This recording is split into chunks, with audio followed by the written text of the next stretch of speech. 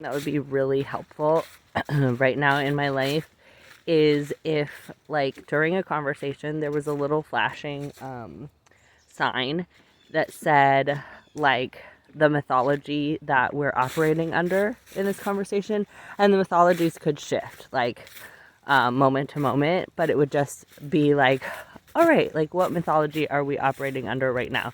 Like, for example, if we're talking about nervous system stuff and we're just operating under the mythology that, like, having a nervous system that doesn't get stuck or is more flexible is, like, what is our goal, then we could put that there, and then I could tell you a bunch of information. Or, like, if we're talking about the mythology that, like, children should get good grades in school because it will help them in life, then I can talk according to that mythology. So, like, you know, there are a bunch of mythologies that I know and understand and I know how to operate. Like, for example, that one of, like, getting good grades in school. That's like a set of information that I understand because I got good grades in school. Excuse me.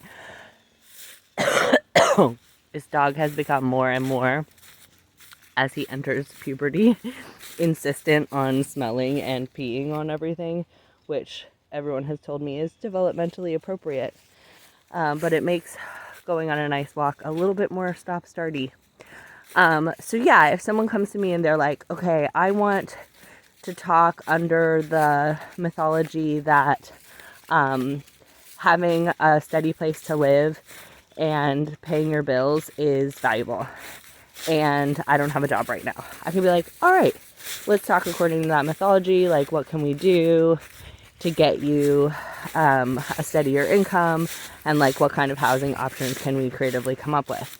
But if someone comes up to me with the same situation and they're like, I don't have a job right now, and they're operating under the mythology, like, that's so liberating, like, how cool, and how can we get your basic needs met without having to do any of those, like, job, have a steady place to live kind of things, then we can have a whole different conversation. But so often I'm like, wait, what mythology are we working with right now? And I don't have any preference. So, like, and that's what I tell my kid all the time. I'm like, all right, you have homework right now and you're bringing that to me, like, oh, I have homework. What mythology do we want to use right now? Like, do we want to use that, like, homework is just bullshit and doesn't matter? Then great, I can cater my response to that. Like, all right, do you want to do it? Do you not want to do it? If we're operating under homework matters, because, like, I want to go with, to the best of my ability, whatever mythology that person is wanting to connect with at that moment, because I have no vested interest in what mythology you follow.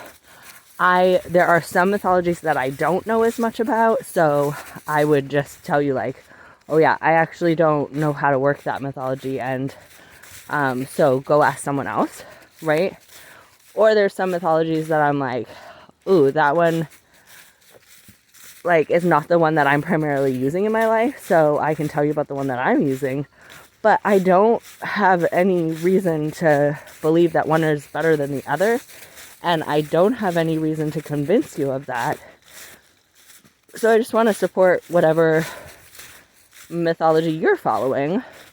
And if it's one, like, for example, I came across somebody the other day who was like, oh, I was checking my email, and there's, like, so many emails about the political stuff. Ooh, look at that. This is my new favorite sound. It's like the sound of the leaves falling. I hadn't heard it before or noticed it before.